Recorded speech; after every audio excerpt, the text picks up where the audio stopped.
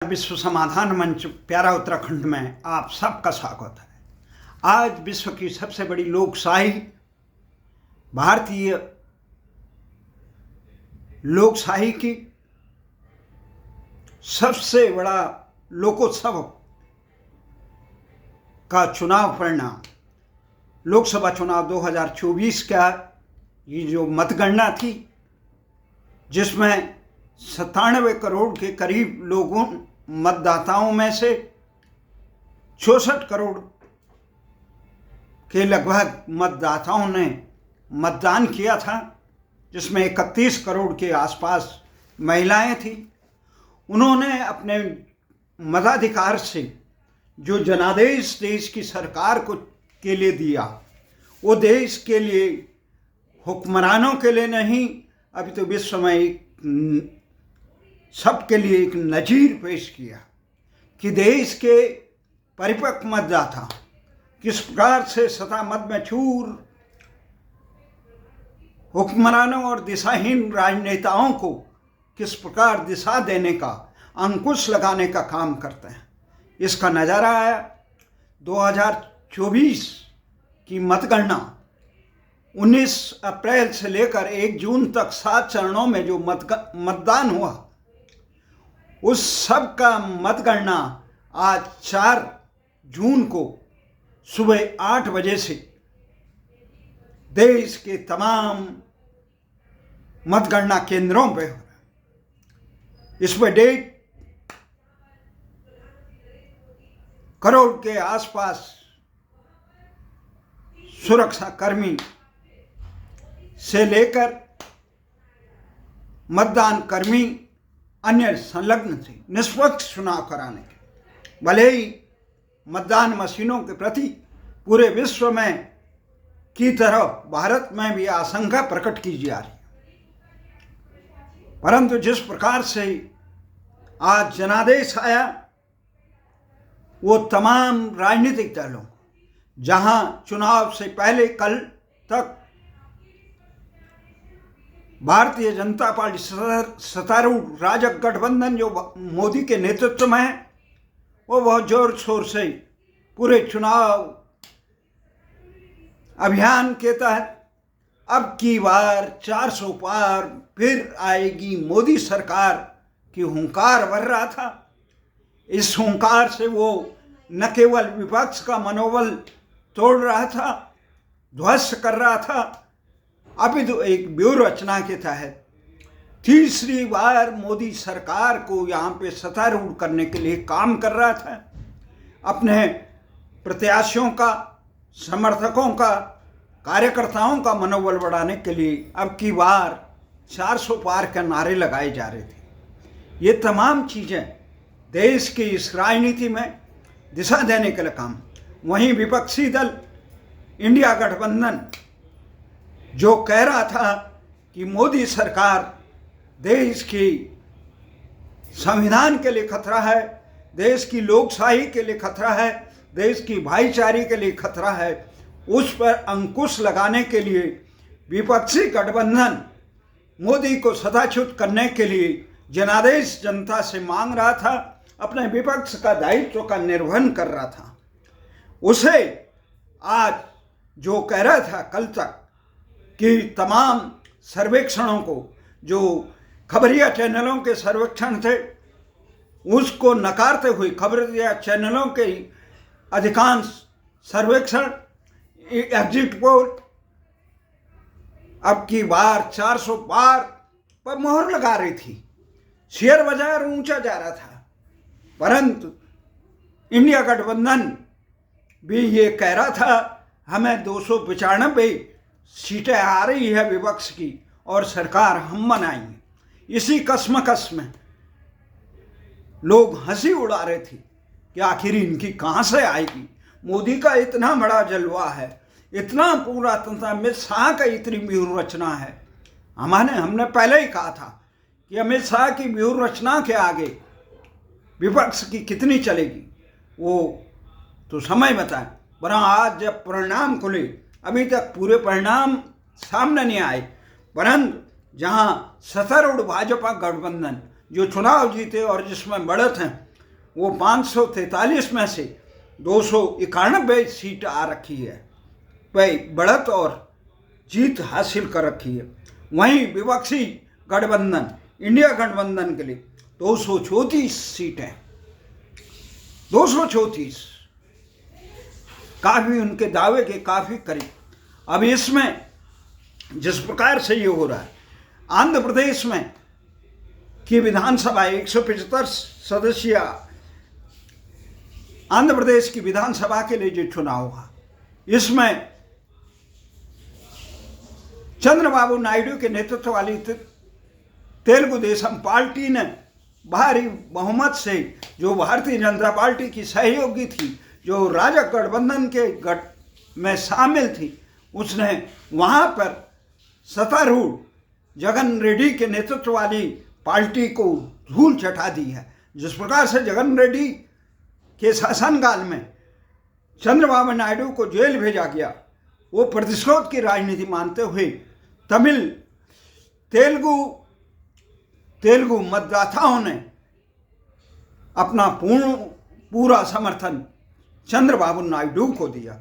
वहीं हम ये देख रहे हैं उड़ीसा में 147 सदस्यीय उड़ीसा की विधानसभाएं, वहाँ के लोग मोदी के आकर्षण में आके जो 25 सालों से उड़ीसा में नवीन पटनायक की जो बहुत सुलझी हुई सरकार थी, देश के सबसे अच्छी सरकारों में गिनी जाती थी, जो आम जनहित के लिए काम करते थी बिना शोर शराबे के, वहाँ भारतीय जनता पार्टी ने 79 सीट जीतकर अपना झंडा बुलंद किया है। उड़ीसा में भारतीय जनता पार्टी ने बहुमत जीता, जबकि उड़ीसा में वर्तमान सत्तारूढ़ नवीन पटनायक की पार्टी को 50 सीट मिली है, और वहीं कांग्रेस को 14 और अन्य को 21 मिले हैं। इस प्रकार से हो सकता है विपक्षी राजनीतिक दल वहाँ पर भारतीय जनता पार्टी को सत्ता से बाहर रखने के लिए कुछ तिकड़म करे, परंतु जिस प्रकार से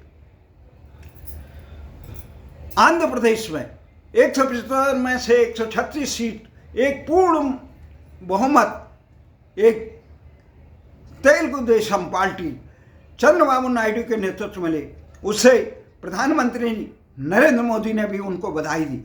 इस प्रकार से ये पूरा समीकरण जो है, इस प्रकार भारतीय जनता पार्टी हो या भले ही राजग गठबंधन को अभी तक जो चुनाव जो मतगणना में जो सीट विजय घोषित की गई और जिन पर बढ़त बनाई हुई है, उसके अनुसार भारतीय जनता पार्टी वाले गठबंधन को 290 सीटों पर 291 सीटों पर बहुमत हासिल है। 272 का जो बहुमत है, 543 में से 272 का एक, परंतु इंडिया गठबंधन भी 235 पर अपनी उपस्थिति दर्ज करके सत्ता से एक प्रकार से, जिस प्रकार से कांग्रेस ने आज प्रधानमंत्री मोदी से जनादेश, जनता का आदेश है कि उन्हें उन पर भरोसा नहीं रहा, उन्हें पूरा बहुमत नहीं दिया। भारतीय जनता पार्टी जिस प्रकार से 239 सीटें पर जीत या बढ़त बनाई हुई है, इस प्रकार से भारतीय जनता पार्टी जो 303 थी 2019 के चुनाव में, वो इस समय जनादेश, सामान्य जनादेश अर्जित करने से बहुत पीछे रह गई। और जो जनादेश हासिल किया उसमें टीडीपी तेलुगु देशम पार्टी चंद्रबाबू नायडू वाले 16 सीटें जीती है और 12 सीटें जनता दल यू का मतलब नीतीश कुमार ने जीता है। और शिवसेना जो 7 सीटें हैं और पासवान के बेटी की जो पार्टी है उसमें 5 सीटें। वहीं कांग्रेस 100 सीटें पर जीत चुकी है या बढ़त बनाई हुई है और 38 सीटों पर 37 सीटों पर सपा इस समय अपनी उपस्थिति दर्ज करें। उत्तर प्रदेश में बहुत मजबूती से सपा उभर के आई और इंडिया गठबंधन के लिए बहुत ऐतिहासिक फायदा हुआ। और उसके बाद 29 सीटों पर तृणमूल कांग्रेस है और 22 सीटों पर डीएमके है, 7 सीटों पर एनसीपी है।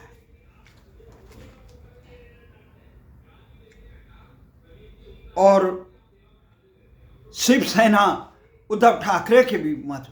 इस प्रकार से हम देखें कि आज एक जो महत्वपूर्ण घटनाक्रम ये हुआ कि जो दिल्ली की सभी 7 सीटों पे भारतीय जनता पार्टी ने जीत ली, उत्तराखंड की सभी 5 सीटों पे भारतीय जनता पार्टी ने जीत ली। भारतीय जनता पार्टी ने न के बहुत अच्छे ढंग से उन्होंने जो मध्य प्रदेश, छत्तीसगढ़, हिमाचल की में ये अपनी उपस्थिति दर्ज की, परंतु राजस्थान से लेकर बिहार में भारतीय जनता पार्टी गठबंधन को काफ़ी सफलता मिली। और हरियाणा में कांग्रेस ने भारतीय जनता पार्टी के मंसूबे में, और गुजरात में भी भारतीय जनता पार्टी को महत्वपूर्ण सफलता मिली। परंतु जो उत्तर प्रदेश में था, उत्तर प्रदेश में भारतीय जनता पार्टी को काफ़ी परेशानी का सामना करना पड़ा। उत्तर प्रदेश में 37 सीटों पर भारतीय सपा आगे रही, 33 सीटों पर ही भाजपा, जो पिछली दफ़े 62 सीटों पर जीती थी, वो इस समय केवल 33 सीटों पर रही। और कांग्रेस जो हाशिए में थी वो 6 सीटें जीत गई। तो ये तमाम चीज़ें हैं पार्टी वाइज। समाजवादी पार्टी ने 37 सीटों पर जीत लिया, इंडियन नेशनल कांग्रेस ने 4 सीटें जीत चुकी है, और भारतीय जनता पार्टी 18 सीटें जीत चुकी है, 15 पे आगे है। ये अपना दल को भी 1 सीट पे बढ़त बनाए हुए हैं। राष्ट्रीय लोक दल 1 सीट जीत चुकी है, 1 पे बढ़त बना चुकी है। ये तमाम चीज़ें इस प्रकार से है कि देश में एक प्रश्न उठ रहा है। और वहीं दूसरी तरफ हम देखते हैं कि उत्तराखंड के लिए एक महत्वपूर्ण जो हमारे पास नज़ारा है कि नैनीताल की लोकसभा सीट पे अजय भट्ट ने 3,34,000 वोटों से जीते, और त्रिवेंद्र रावत हरिद्वार की सीट पर 1,64,000 मतों से जीते। तो ये जो जीत है उसके साथ ही जो अभी घोषित नहीं की गई है जीत में, उसमें टिहरी गढ़वाल में माला राज्य लक्ष्मी शाह जो थी भाजपा की उम्मीदवार, वो 2,68,000 वोटों से आगे चल रही है। और अनिल बलूनी जो गढ़वाल लोकसभा सीट में थे वो 1,55,000 वोटों से आगे चल रहे हैं। और अजय टमटा जो अल्मोड़ा पिथौरागढ़ सुरक्षित सीट से पुनः सांसद बनने के कतार में हैं, वो 2,25,000 वोटों से आगे चल रहे हैं। वहीं दिल्ली में भी जो महत्वपूर्ण दिल्ली की जो कॉन्स्टिट्यूंसी है, दिल्ली में भारतीय जनता पार्टी ने बहुत महत्वपूर्ण सफलता अर्जित की। और सबसे पहले जो आशा थी भारतीय जनता पार्टी को बंगाल में, वहाँ तृणमूल कांग्रेस ने पानी फेर दिया 29 सीटों पे तृणमूल कांग्रेस है और भाजपा 12 सीटों पे रही, कांग्रेस 1 सीट पे जीत पाई। वहीं गुजरात में भारतीय जनता पार्टी ने 25 सीटें, एक पहले ही जीत चुकी थी, 24 हार जीती, और एक कांग्रेस ने जीत हासिल की। और जो सबसे महत्वपूर्ण जो एक भारतीय जनता पार्टी की आशाओं में पानी फेरने वाला जो चुनाव था वो तमिलनाडु में भी रहा। उन्हें आशा थी कि वहाँ खाता खुलेगा, तमिलनाडु में भी खाता नहीं खुला। महाराष्ट्र में भारतीय जनता पार्टी को 10 सीटें मिली। वहीं जिन्हें नकली शिवसेना बता रहे थे, शिवसेना उद्धव ठाकरे गुट, उन्हें 9 सीटें मिली और शिवसेना को जो जिन्हें असली बता रहे थे उन्हें केवल 7 मिली। और कांग्रेस 13 सीटें जीती और जो एनसीपी शरद पवार 7 और जो भारतीय जनता पार्टी के साथ एनसीपी जिनको चुनाव आयोग द्वारा मान्यता दिलाई वो 1 सीट। इस प्रकार महाराष्ट्र में भी बहुत उलट पुलट हुआ। और राजस्थान की जो बात है, राजस्थान में भारतीय जनता पार्टी 14 सीटें जीती, कांग्रेस ने 8 सीटें जीतकर वहाँ पानी फेर दिया भारतीय जनता पार्टी की आशाओं पे। तो 1 सीट माले ने जीती है और 1 सीट आरएलटी और अन्य ने जीती है। तो इस प्रकार से ये जो महत्वपूर्ण जो चुनाव रहा, इन चुनाव में दिल्ली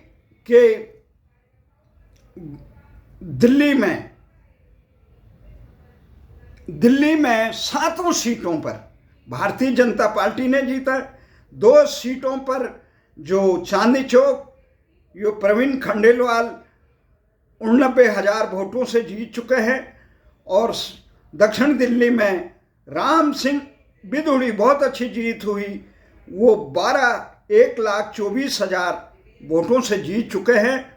और वहीं जो 5 बढ़त बनाए हुए हैं, वहाँ पे उत्तर पूर्वी दिल्ली में मनोज तिवारी जो 1,37,000 वोट से, और पूर्वी दिल्ली उत्तर पूर्वी में मनोज कुमार थे उत्तर पूर्वी में, और पूर्वी दिल्ली में हर्ष मल्होत्रा 88,000 से, न्यू दिल्ली में मासुरी स्वराज 78,000 से, और उत्तर पश्चिम में योगेंद्र चंदोला 2,90,000 वोटों से जीते, और वेस्ट दिल्ली में कमलजीत शेखावत 1,93,000 वोटों से।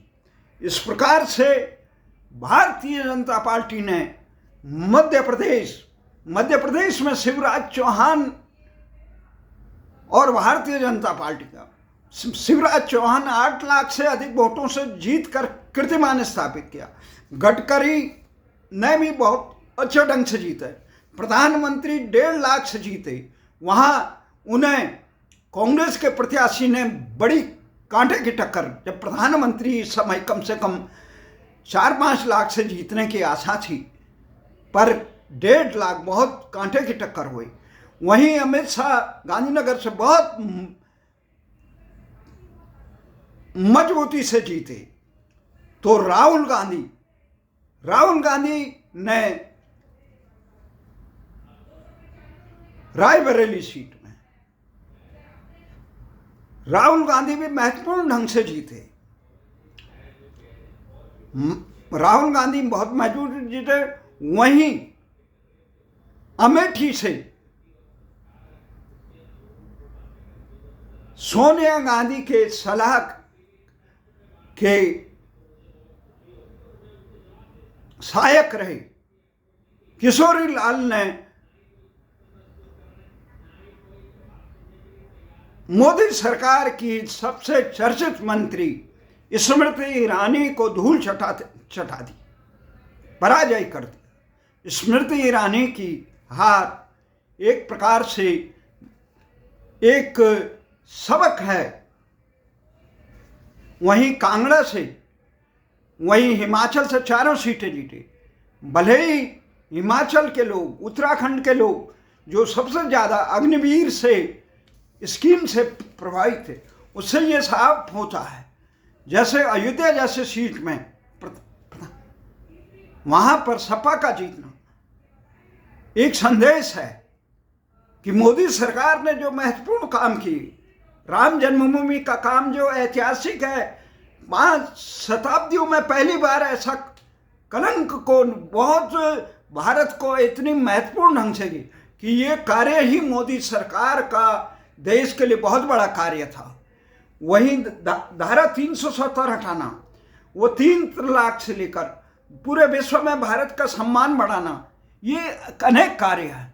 विकासोन्मुख देश को ऊर्जा बनाना, परंतु जो कार्य थे जो आम जनमानस के, उसे आम जनता के लिए होता है देश के सम्मान। भारतीय नागरिक में अभी देश के नागरिकों को राष्ट्र की कीमत मालूम नहीं है, जो इजराइल के लोगों को मालूम है, जो तिब्बत के लोगों को मालूम है, जो दर दर की ठोकर खा रहे हैं, जो अपनी सुरक्षा के लिए कितने कुर्बानी दे रहा है। इजराइल चारों तरफ से कितना, जो 25 साल तक दर दर की ठोकर खा के बड़ी मुश्किल से अपना देश बनाया, आज भारतीयों को देश की कीमत का मालूम नहीं है। देश की सुरक्षा के लिए किस प्रकार के काम होना चाहिए थे। देश विरोधी ताकतों को अंकुश लगाने का काम मोदी सरकार ने किया था, परंतु उसके साथ मोदी सरकार ने जो आम जनता के लिए, उनके लिए रोजगार का 32 लाख पद खाली है, उसको कोई भरने का काम नहीं किया। देश की सुरक्षा के लिए सबसे बड़ा जो सुरक्षा बल होता है उनको अग्निवीर बना दिया।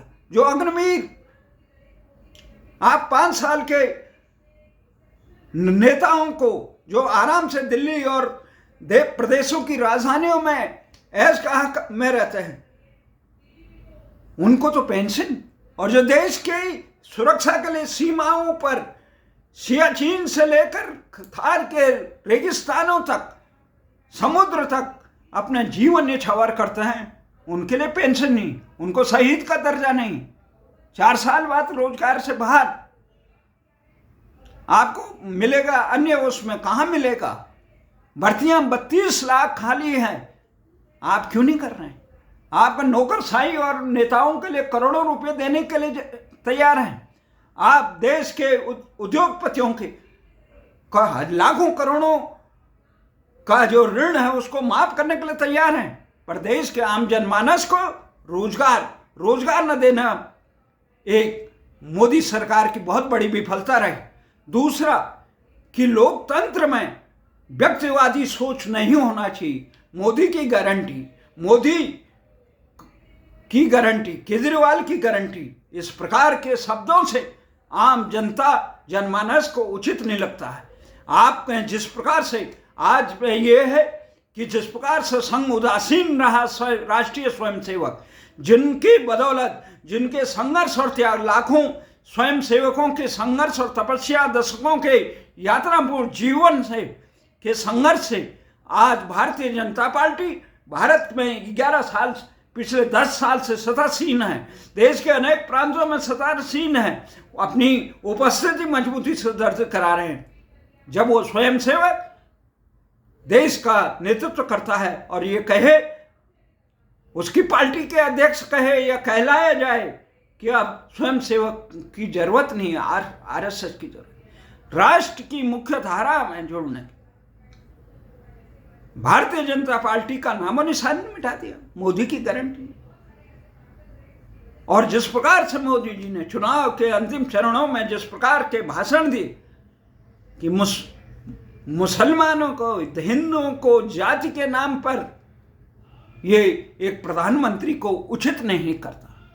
आप पद रहे न रहे, राष्ट्र की मर्यादाओं को, राष्ट्र की शांति को, राष्ट्र की शान को खिलवाड़ नहीं करना चाहिए। अगर इस प्रकार के संकट है देश की सुरक्षा, वैसे प्रधानमंत्री ने जो कहा वो भाई हो सकता है, पर प्रधानमंत्री की बात नजीर होती है, उसको रोकने के लिए प्रबंध करना, 10 साल तक हमने क्या प्रबंध किया। उत्तराखंडी को ले लीजिए, वहां पर तमाम प्रकार के भारत विरोधी तत्व घुसपैठिए, बांग्लादेशी घुसपैठी से ले रोहिले घुसपैठी से लेकर इधर उधर के अराजक सामाजिक तत्व हल्द्वानी से लेकर देहरादून से लेकर पूरे उत्तराखंड में घुस चुके हैं, बैठ चुके हैं। उनके तमाम पहचान पत्र से लेकर मतदाता पत्र से लेकर सब घर करिए अवैध कॉलोनी में रह रहे हैं।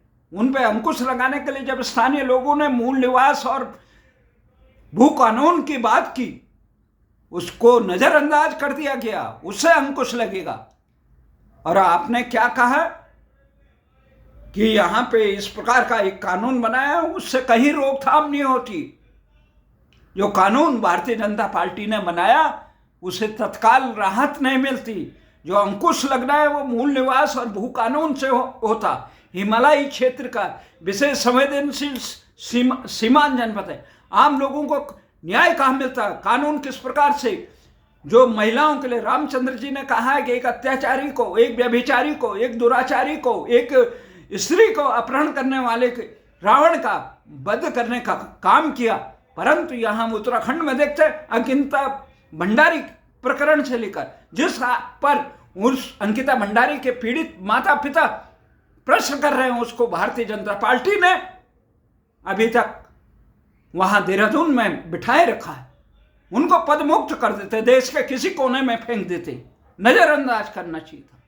पर जनादेश जनता का लोकलाज से चलता है। लोकराज लोकलाज से चलता है। और जब लोकलाज ही नहीं रहेगी, मर्यादाओं की कोई नहीं रहेगी, तो कहां से होगा। इस प्रकार के जनप्रतिनिधि, आपके विधायक कहें, जनता मांगे राजधानी गैरसैंण, बाबा मोहन उत्तराखंडी से लेकर कई लोगों ने अपनी शहादत दी, देव सिंह नेगी से जैसे आंदोलनकारियों ने, लोगों ने इतना बड़ा आंदोलन किया उत्तराखंड के स्वाभिमान और जनाकांक्षाओं को साकार करने के लिए। वहां पर उत्तराखंड का एक सबसे सुंदर भारत का एक रमणीक विधानसभा बनी है, सारे सत्र हो चुके हैं, और आपके विधायक लोग कहां कहां शिमला से लेकर सियाचिन से लेकर लेह लद्दाख तक जा रहे हैं, पर आपके विधायक देहरादून में बैठ के कहते हैं हमें वहां ठंड लग रही है।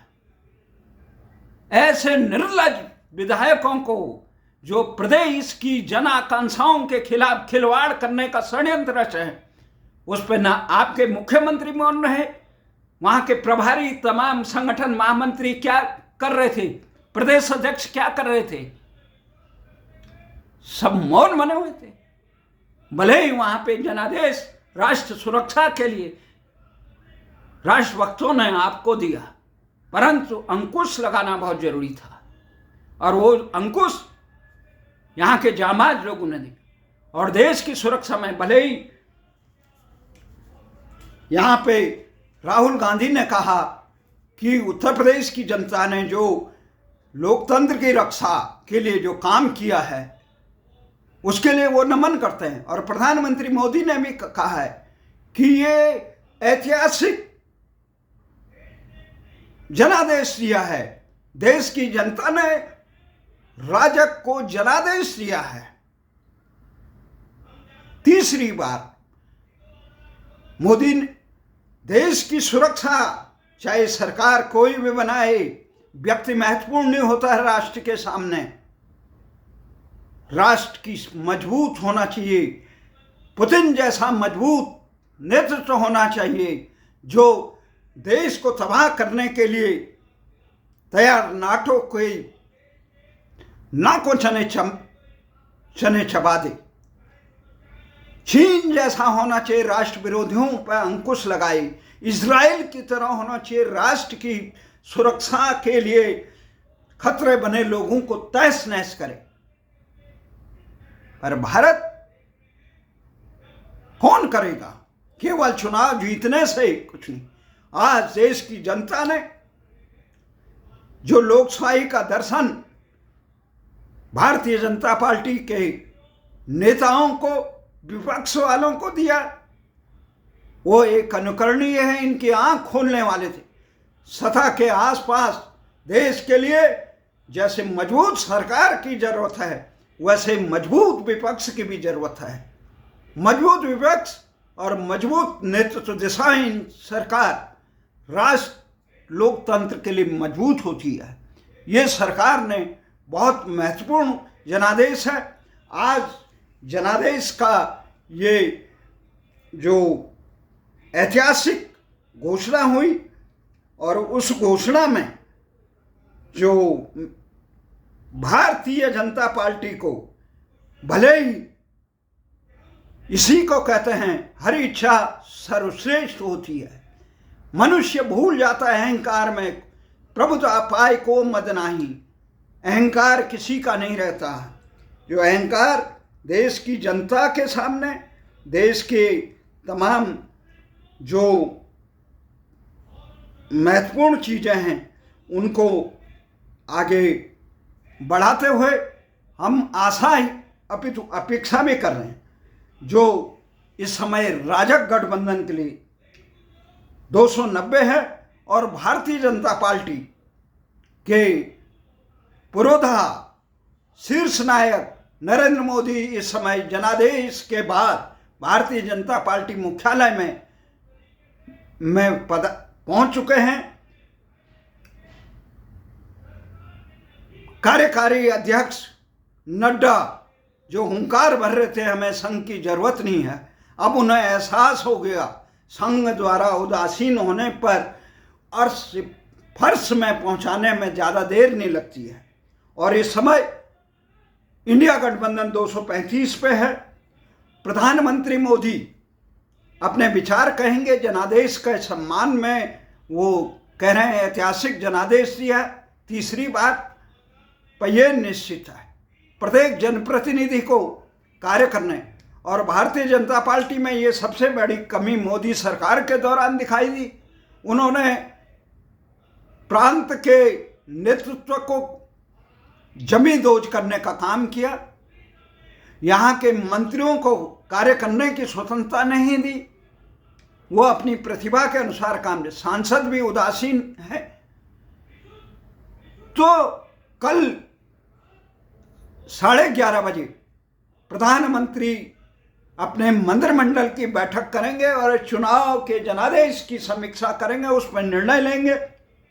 वहीं दूसरी तरफ जिस प्रकार से प्रधानमंत्री ने कहा कि हमें जनादेश मिला है सरकार चलाने के लिए, तो इससे साफ है कि मोदी सरकार वाजपेयी वाली सरकार नहीं है जो एक वोट से हारने संसद में हार जाए। इस समय तो स्पष्ट जनादेश है। ये विपक्ष मुंगेरी लाल के सपने न पाले। भले ही विपक्ष ये कह रहा है 235 सीटें कि वो कभी नीतीश कुमार को प्रधानमंत्री का प्रलोभन दे रहा है या अन्य तमाम तलाश रहा है। कल शाम 6 बजे कांग्रेस के वर्तमान अध्यक्ष खड़गे के निवास पर इंडिया गठबंधन के नेताओं की बैठक होगी। इस चुनाव में बसपा का खाता नहीं खुला। उससे साफ है कि जब मैदान जंग में मजबूती से दिले पूरे दमखम से नहीं उतरेंगे, जनता समझ जाती है। देश की जनता को आज नमन करते हैं कि उन्होंने एक संदेश दिया कि दिशावान सरकार के साथ मजबूत विपक्ष होना लोकतंत्र के लिए जरूरी है। और देश में लोकतंत्र में कभी व्यक्तिवाद को स्वीकार नहीं किया, अंध व्यक्तिवाद।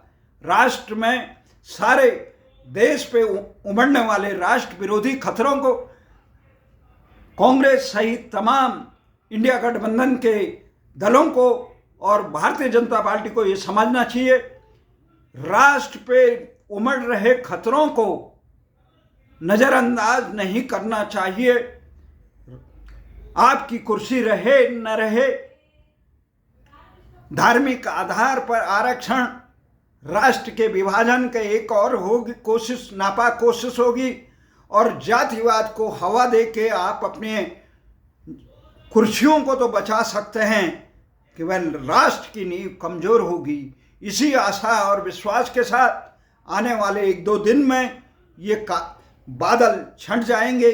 देश में नया नेतृत्व, चाहे मोदी जी के हो, अभी पूरा हमें भरोसा है मोदी और अमित शाह के होते हुए किसी प्रकार से कोई दूसरा सोचने की कल्पना भी नहीं कर सकता है, क्योंकि वो साम दाम दंड भेद से सत्ता को चलाना आता है। इसके लिए विपक्षी दलों, जो महाराष्ट्र में उन्होंने दलों को तोड़ने का काम किया, आने वाले समय में हो सकता है कांग्रेस से लेकर जनता दल यू से लेकर अनेक संगठन दलों में तोड़ फोड़ हो। ये तमाम चीज सत्ता के लिए, राष्ट्र हित के लिए मोदी सरकार को भी अपनी, चाहे ये अग्निवीर योजना हो या रोजगार की हो, 32 लाख पद सरकार के खाली हैं, उनको नियुक्त किया जाए। जिस प्रकार से नियुक्ति नहीं, उत्तर प्रदेश में ये हार केंद्र नेतृत्व की हार है, क्योंकि टिकट बंटवारा एकमात्र, और जिस प्रकार से अंध बंटवारा किया गया वो लोकशाही के लिए उचित नहीं है, और जिस प्रकार से मनमर्जी टिकटों से थोप दिए गए वो लोकशाही के पक्ष में नहीं है। परिवारवाद की आप बात करते हैं और परिवारवाद का पोषण खुद भाजपा में करेंगे। भ्रष्टाचारियों पे कड़ा अंकुश लगे, चाहे वो आपके पक्ष के हो या विरोधी पक्ष के हो। इसी आशा और विश्वास के साथ भारत देश में नई आशा और विश्वास के साथ पूरे विश्व में माँ भारती का नाम रोशन करेंगे। जय हिंद, जय भारत।